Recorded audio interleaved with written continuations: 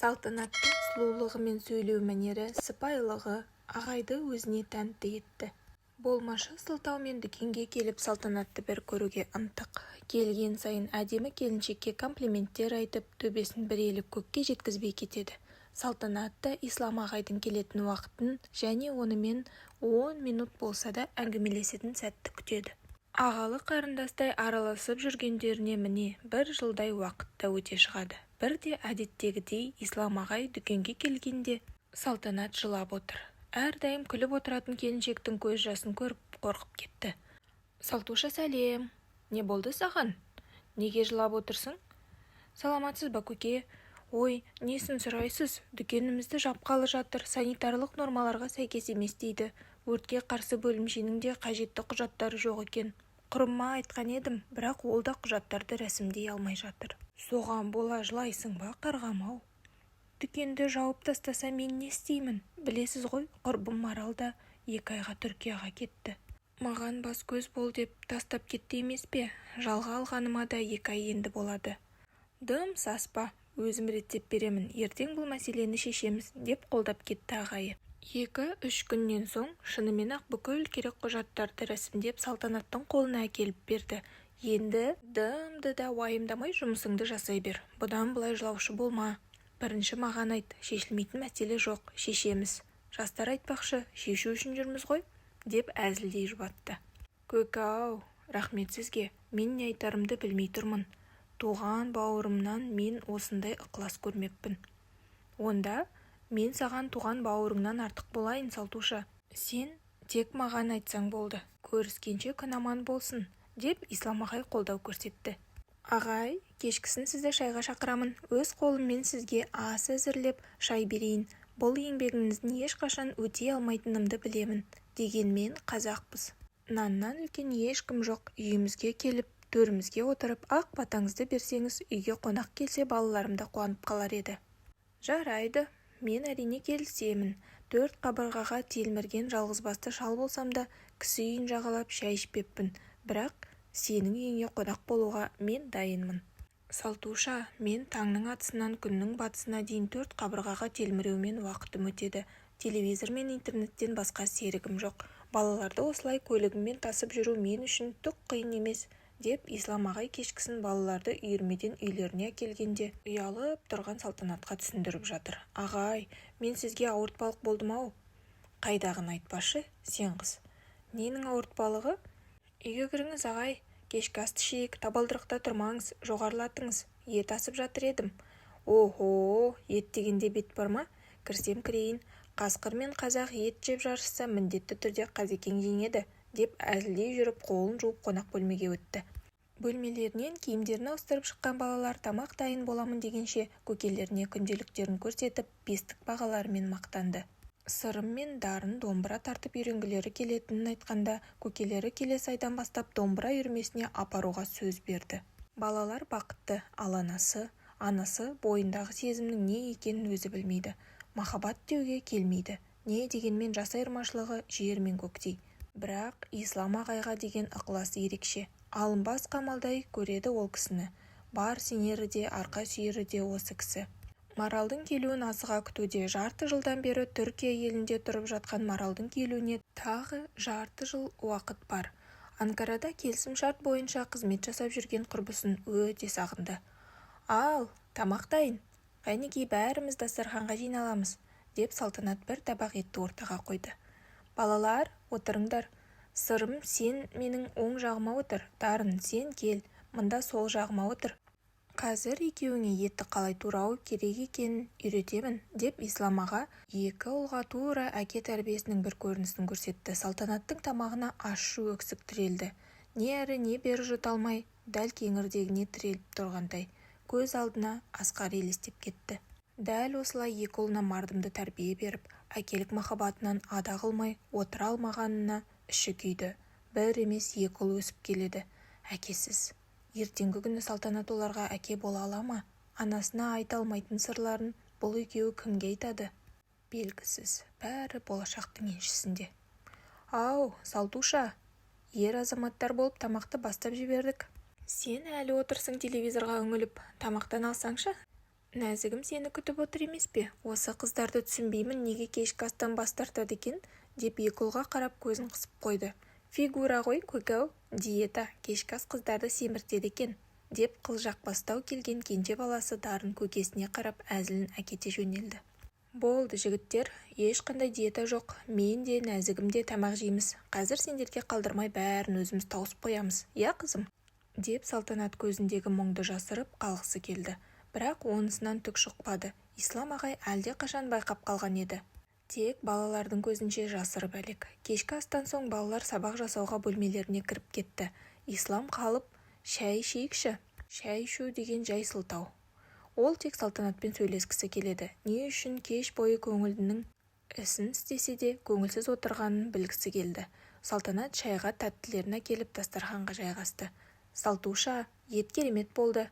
Енді мына тәттілерді қалай жесем екен, көзімнің жауын алып барады. Сенің қолың алтын ғой, деп Ислам ағай келіншекті бір марқайтып комплимент айтты.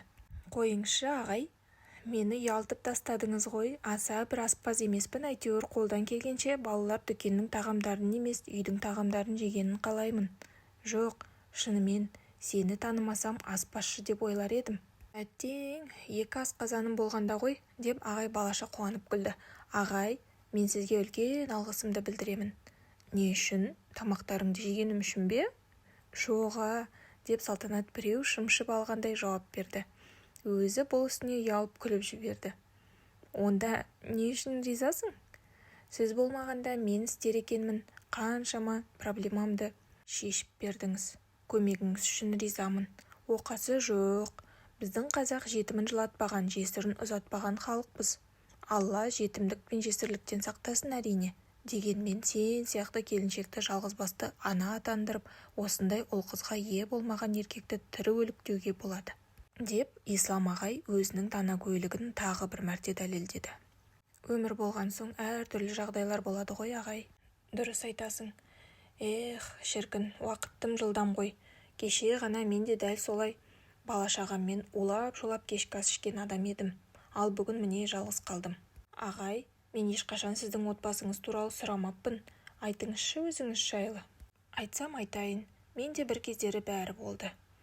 Қызметте, отбасымда, сен сияқты сұлу жарым да болды. Тек осының бәрі өткеннің еншісінде қалып кетті. Жарым дүниеден озғалы биыл 15 жыл. Балаларымды өзім жетілдірдім. Солардың қас-қабағына қарап, екінші рет үйлену ойыма да кіріп шықпады. Ешкімде өз анасындай болмайды ғой. Болған күнде де тағдыр мені ондай жанға жолықтыра ма, жоқ па, ол да беймәлім еді. Орыстар айтпақшы, риск – дело благородное. Кто не рискует, тот не пьет шампанского. Деп, мен тіпті сол шампанскийді ішуге де талпынбаппын. Балаларымның бағымен ойнағым келмеді. Уақыт өз кезегімен өте берді. Екі ұлымның үлкені мектепті бітірген соң ақшқа оқуға кетті. Артынша 2 жылдан соң екіншісі ағасының ізінен кетті. Араға 7 жыл салып, екеуі бірге елге оралды. Екеуін де үйлендірдім. Енді ғана келін алып немере сүйем бе дегенде келген келіндерім келсап болды. Балаларым келіншектерімен бөлек шығып кетті. Жылына 1 немесе 2 мәрте келіп тұрады. Немерелерім мені тіпті танымайды да. Келіндерімнің бірі татар, бірі орыс ұлтынан. Немерелерім нағашыларына жақын, ұлдарым да қайын жұрттың еншісінде. Екеуі де Астанада тұрады. Мен осылайша жалғыз қалдым, Салтуша. Маған да оңай емес. Сенің балаларыңмен уақытымның қалай өткенін білмей қаламын. Мен де ата болып немерелеріме қазақи тәрбие беріп, қазақтың қасиетін бойларына дарытам ба деген едім. Ол ойым тек арман болып қалды, деп өмірбаянын айтып бергенде көңілі түсіп кетті. Жүрегіңізді ауыртып, ескі жараның бетін тырнадым-ау. Әй, осы менде тіліме ие болмаймын кейде. Деп Салтанат ағайдың көңілсіз күйіне өзін кінәлады. Қоя бер қарғам, сенің кінәң жоқ. Дұрыс қо, аралас-құралас болған соң жақын танығаның еш айыбы жоқ. Сен одан да өзің неге көңілсіз отырдың кеш бойы? Айтшы, ішінде неңдей мұң бар? Қолымнан келгенше көмектесемін. Сіздің маған жасап жатқан көмегіңіз онсыз да көп ағай. Мен сіздің көңіл күйіңізді одан әрі бұзбайын. Жоқ, Салтанат, мен де сені жақын танығым келеді. Не үшін күйеуіңмен ажырастың? Ажырасайын деп ажыраспадым аға. Мен қаламасам да тағдырым қалады. Отбасымды бұзбайын деп қаншама қорлыққа төссем де жазмыштан озмыш жоқ екені рас. Жалпы бұл тағдыр менімен әу бастан мен дүниеге шыр етіп келгеннен бері ойнап келеді. Мені өмірге әкелген соң жарты сағаттан соң анам көп қан жоғалтып дүниеден өтіпті. Әкем болса өте момын жан еді. Бір ұл бір қызбен жесір қалған соң анасын, яғни әжемді қолына алды. Әжем біздің ас суымызды дайындап, мектепке шығарып салып, күтіп алатын. Әкем тынбай еңбек етті. Мен 7-ші сынып оқып жүргенде ол аты жаман аурудан дүние салды. Ағам екеуміз әжеміздің зейнетақысымен күн көрдік. Ағамның менен 4 жас үлкендігі бар. Әкем дүниеден озғанда ол 10 оқитын. Бір жылдан соң мектеп бітірді. Әжем бауырларын аралап жүріп ақша жинап ағамды оқуға түсірді. Бірақ ол оқып қарық қылмады. Бұзық балаларға қосылып арақ ішетін. Бір күні ішіп келіп, сен қақпас өмірге бекер келген адамсың, сен адам емессің, ажалсың, сен туылмағанда қазір анам қасымда болар еді, деп мені кінәлады. Мас болған соң мен үндемедім. Есін жиған соң кешірім сұрар деп ойладым. Сөйтсем кешірім сұрамақ түгелі одан сайын кінәлауын үдетіп жіберді. Отырсам опақ, тұрсам сөпақ қылатын. Сөздері өзегімді өртесе де аузымды аша алмайтынмын. Мен мектеп бітірген жылы ағам үйленетінін айтты. Әжем қуанып тағы да өзінің бауырларының арқасында тойын жасап берді. Үйленген соң басылар деген үміт пайда болды. Басылуына басылды ғой ағам. Ит жоқта шошқа үредінің кері келіп, жеңгем басымызға әңгіртаяқты ойнатты. Үйдің бүкіл тіршілігін әжем екеуміз жасаушы едік, ал ол жаңа түскен келін болса да ілтипат көрсетпеді. Мен небәрі 2 жыл шыдадым. Көрші үйдегі апайдың айтуымен Асқармен таныстым. Мен тіпті онымен қыз бен жігіт болып ұзақ жүрмедім де, бірінші кездесуден-ақ соңынан еріп кете бердім. Тезірек жеңгемнен құтылғанша асыққаным бекер болыпты. Қайын жұртымда мені одан 5 есе зор сорақылық күтіп тұр екен. Дүйім елдің тамақ шайын уақытымен дайындап, сиыр ешкісін сауып жүргенімде 10 жыл уақыт өтіп кетіпті. 10 жылдан соң менің өмірімде тіпті 4 ұйықтасам мүлде ойыма кірмейтін оқиға орын алды. Деп барлық болған оқиғаны қалайша және не үшін ажырасқан егжей-тегжейіне дейін айтып берді. Иә, өмір дегені, біреу тойып секіреді, біреу тоңып секіреді деген осы. Сен бірақ батылсың, мойыма, сен әлі талай жетістікке жетесің. Мен саған сенемін, деп Ислам ағай салтанатты қанаттандырып қойды. Ешқашанда еркек адамнан қолдау мен ықылас көрмеген Салтанат үшін бұл сөздер тура өтпей қалған пышақтың жүзін қайраған қайрақтай қайрап жіберді. Тәтті шай мен жарасымды әңгіме балалар келген соң тоқтады. Сабақ дайындауға көмек сұраған балаларға Ислам ағай көмектесті. Қараңғы түсе үйіне қайтты. Әдеттегідей осы үйден ол кеткісі келмей кетеді. Қайтар жолда бүкіл ақпаратты ой елегінен өткізіп қорыта келеді. Салтанатқа одан сайын тәнті болып, қалай осы келіншектің жүгін жеңілдетудің жолын қарастырып келеді. Салтанатта бәрі жақсы. Өмір өз ағымымен жүріп жатыр. Таршылық деген жоқ, тамағы тоқ, киімі көк. Балалары аман, ол нағыз бақыт пен тыныштықтың не екен енді ғана түсінгендей, дәлірек айтсақ сезгендей. Арқада қалған 10 жыл өміріне тек балалары болғандықтан шүкіршілік айтады. Бәрі алдымен Алланың, кейін Маралдың арқасы екеніне шүкіршілік айтуда. Құрбысын сағынып жүр. Келесі аптада Түркиядан келетін Маралмен қауышар күнді асыға күтуде. Балалары, тәтелері мен ағалары Бақдәулеттің келуіне орай концерттік бағдарлама дайындап жүр. Араға 1 апта салып Марал мен ұлы Бақдәулет келді. Әуежайдан құрбысын күтіп алуға балалармен бірге барған Салтанаттың қуанышында шек жоқ. Бірін-бірі 1 жылдан бері көрмеген құрбылар осы күннің туғанына риза. Абыр-сабырдың арасында Салтанат Маралдың көңіл күйін байқады. Жолдан шаршаған болар деп болжады. Үйге жеткенше асық болып, еш нәрсе демеді. Үйге жеткен соң барлығы бірге ас ішіп, балалар ән айтып, би билеп, шат-шадыман күйге оралды. 1 жыл бойы елде болмаған Марал кешкі астан соң орталық саябаққа барып қыдыруды ұсынды. Балалар қуанып, дереу киіне бастады. Марал біресе күліп, біресе көңіл күйі түсіп жүргенін Салтанат байқап жүр. Іштей бір өзгеріс болғалы тұрғанын сезді.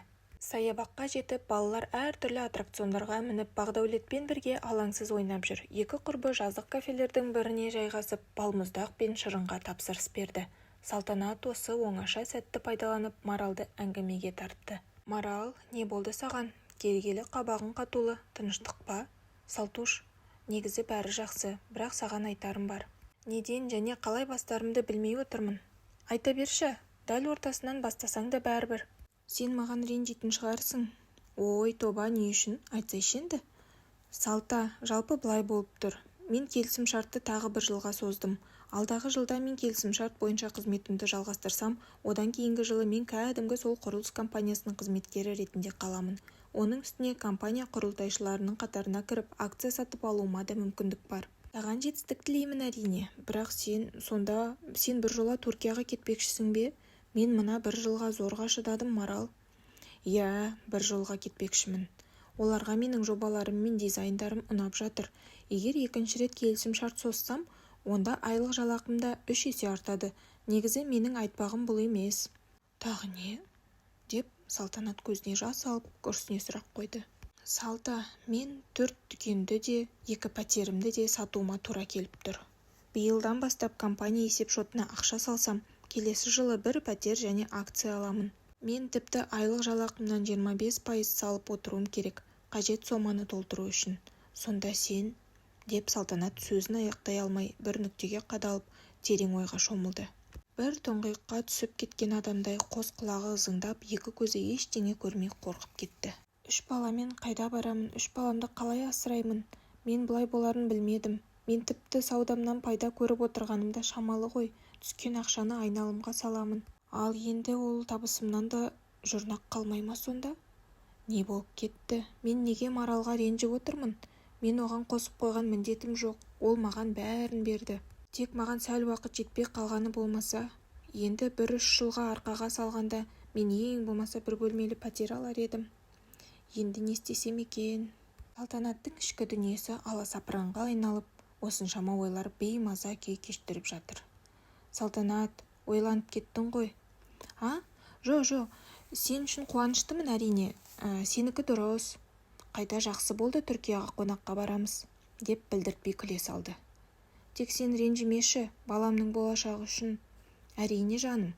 Не үшін ренжуім керек саған? Түк те реніш жоқ, деп ішінен еңкілдеп жатқан сезімдеріне тыныш отырыңдар деп бұйрық берді. Ертесіне әдеттегідей Ислам ағай нан алуға келді. Түн баласы көз ілмеген Салтанаттың беті ісіп кеткен еді.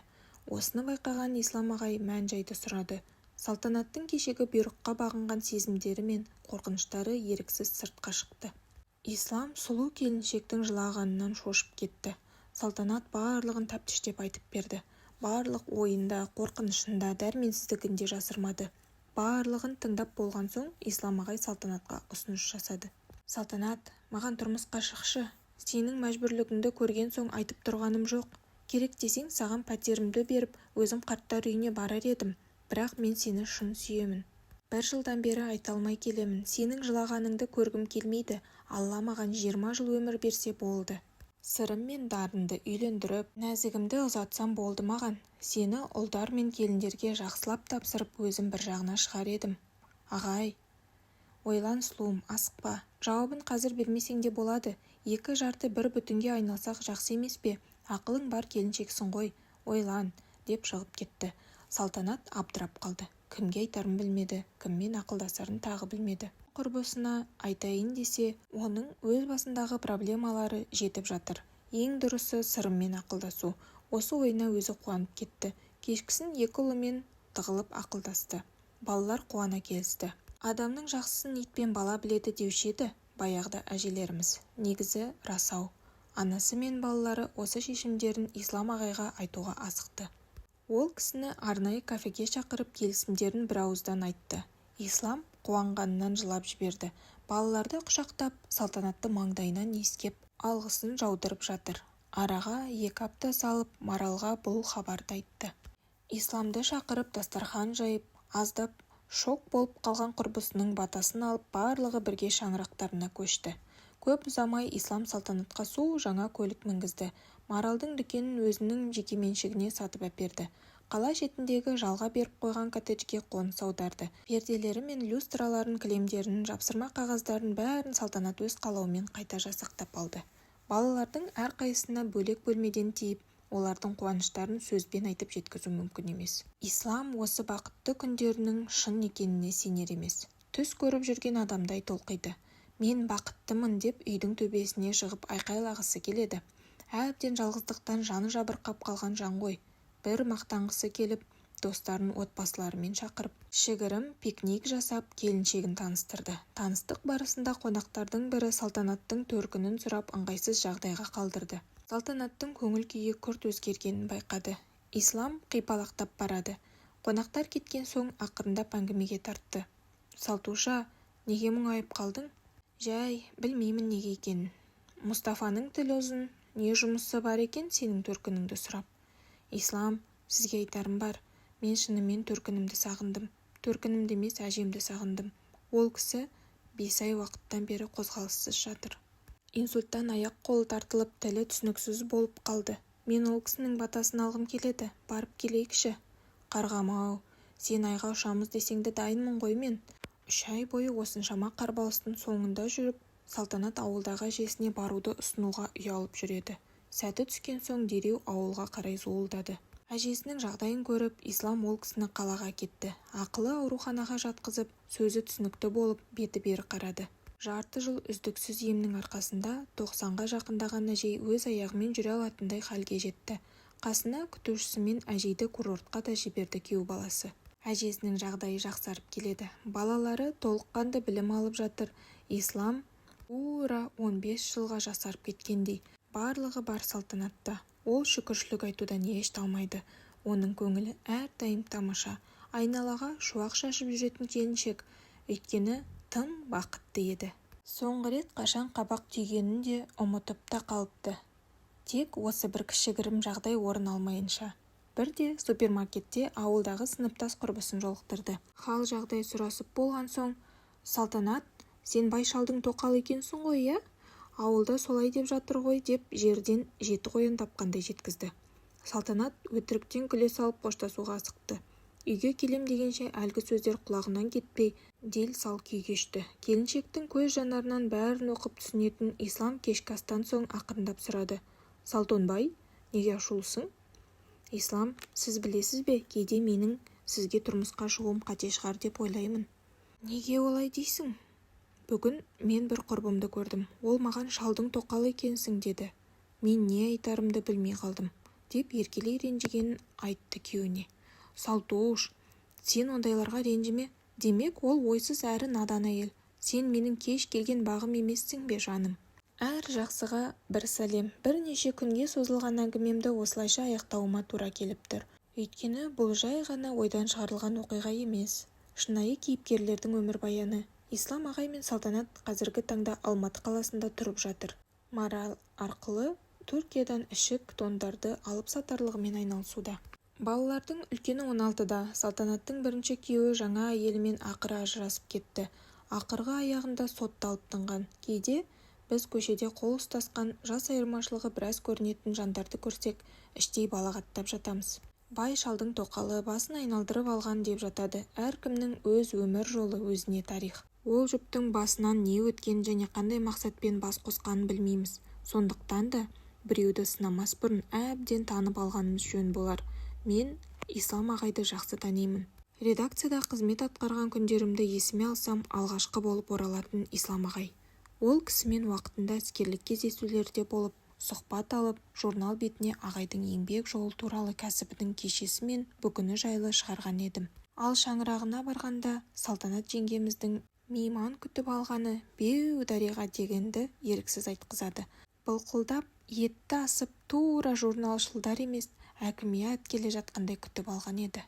Адамға адамды Алла себепші қылып жіберетінін біле жүргеніміз абзал. Аман сау болғайсыздар.